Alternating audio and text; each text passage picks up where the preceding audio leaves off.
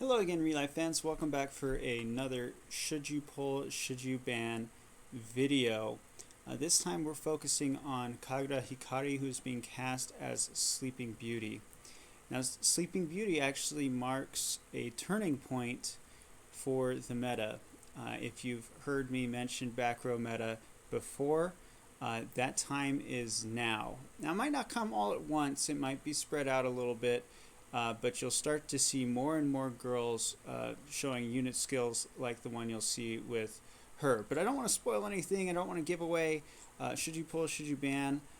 Please don't skip through the video. Please listen to everything I have to say about it. I am sorry this is so late, but you do still have a couple of days to make a decision on what you want to do regarding whether should you pull.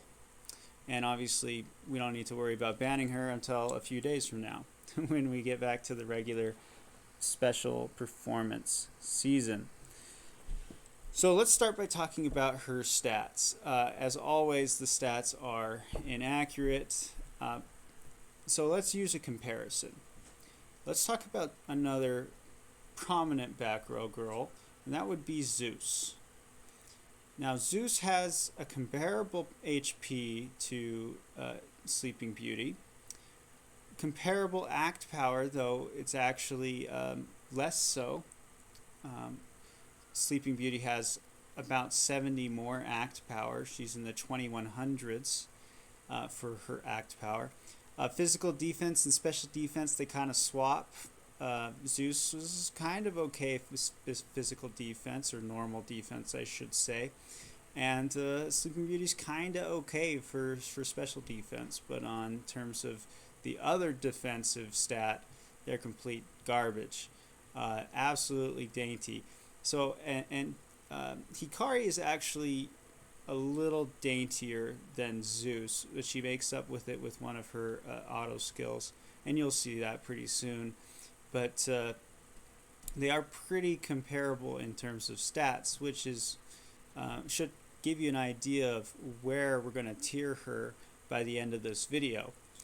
For her speed, though, she's actually a lot faster. She tops out at 1775.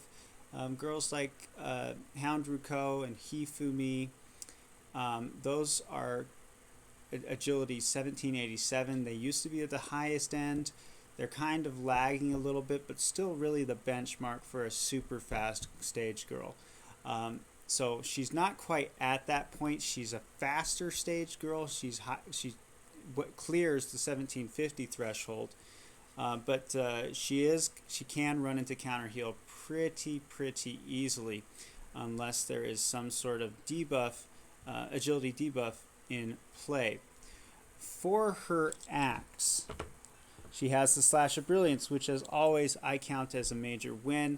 It's always good. It opens up a lot more memoirs that you can run with her, because you can anticipate actually being able to charge her if you get the right card. She has Nightmare Slash, which is a lot like Hifumi's Pump, as we might refer to it as. It isn't a guaranteed sleep, but it is 50%. So kind of flipping a coin.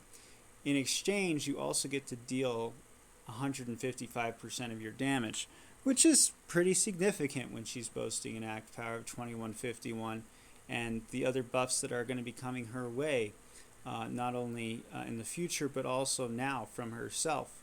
So a pretty good move for sure. And then perhaps the most dangerous of those moves is her 3 AP. She deals a significant amount of damage, because she deals significant amount of damage when she sneezes to the 3 frontmost enemies of the opponent. But the real thing that makes this so cool is it blocks minus effects. So it says guard, but or resist, but negative effects resistance, but it's actually just completely guarding. So if someone tried to queue up Burn, for instance, that's another 1750 girl, Diao-chan or Amaya, that burn wouldn't go through to those front 3 girls. So it's a pretty nice defensive move to go along with her offensive skill set. For her climax act, Now this is a whammy. It says very high damage. I would probably modify that to say very, very high damage. We were really impressed, again, when we're comparing to Zeus. Zeus has a modifier of 197% of her act power in her climax act. So keep that in mind, 197%. Sleeping Beauty, over 3 hits, will deal 243% of her act power. So that's a 25%, just about, increase in damage, not to mention she has a higher act power. And because it is multi-hit, as long as it's not running into counter heal, it'll eat through evades, it will eat through fortitude, and can be that much more deadly. If that's not enough, she also deals mark and a 50% chance of sleep. Now the downside to this, so it's not completely power crept here. She does it to the 3 backmost enemies. So that makes it, so Zeus has got her there where she deals the whole thing to the entire team. Sleeping Beauty's just the back 3, but again, 25% more damage. She applies mark, and she has a 50% chance of sleeping. So if you get only 1 girl to sleep, you're kind of unlucky. If you get 2 girls to sleep, you're kind of lucky. But it's not out of the realm of possibility to sleep all 3 girls at the back. So she can be very explosive, very scary to go up against. She's almost as disabling as Houndry, and perhaps maybe more disabling with the buffs that are coming her way. So really, really impressive moves all around. Her unit skill is act power up and critical up. We're pretty familiar with this when it comes to mid-row. However, she's a back row girl, and she applies it to all back row girls. So by putting her out there, she's going to be dealing 10% more act power at unit skill level 1. This is showing level 21. So 10%, it could go all the way up to 30%. But these are the buffs I'm talking about, and other girls are going to be coming out soon enough that will buff her as well. So this is the back row meta I'm talking to you about. Her auto skills, unlike Zeus, she actually has natural fortitude. That's a real big plus. Always nice to feel a little bit more certain that she's going to be able to get her attack off. And then the other 2 are just straight up, let's deal some more damage. 7% up in terms of damage dealt, and 11% increase in the chance to crit, which is about 3 times as much of a chance to crit as normal stage girls do. So, reviewing all of that, what should you use with her? Well, perfect aim is always a good thing to consider. However, because she does have 3, she can deal 3 hits. It's not as much of a necessity, and especially with Otohime kind of being pushed out of the meta, even though she's had a resurgence, it's still not as necessary to run perfect aim on her. There's also a possibility to run agility with her, so some sort of brilliance and agility. That, to me, is probably the scariest thing I would be facing. Would be a very, very fast Sleeping Beauty, where I can queue up any of my back 3, and I'm not sure if I'm going to be able to get their climax off, because they'll be slept, perhaps, or they might just get knocked out. So that would be my recommendation, would be Brilliance plus Agility with her. No need to go full Brilliance because she has her Slash of Brilliance already. And it depends. If you're running a raid memoir, it is a bit harder to charge her, and you do want her up as soon as possible because she is dainty. So think of your own setup when considering it. Maybe it is better to go full Brilliance, just so you feel like you have a chance of climaxing with her. But to me, the ideal memoir would be a max level broken butterfly. So, moving on to the big questions. Should you pull? Should you ban? Should you pull? If you are a mid-row player, no. That's not saying that she doesn't fit a team. She can very well fit into a mid-row team if you already have her.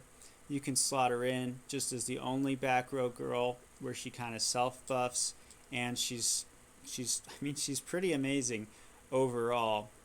But as far as if you're conserving gems, if you're trying to pull on the girls that you know you're going to want to use, Sleeping Beauty will have this time where she will be able to be run in mid-row teams, and that will kind of fade out.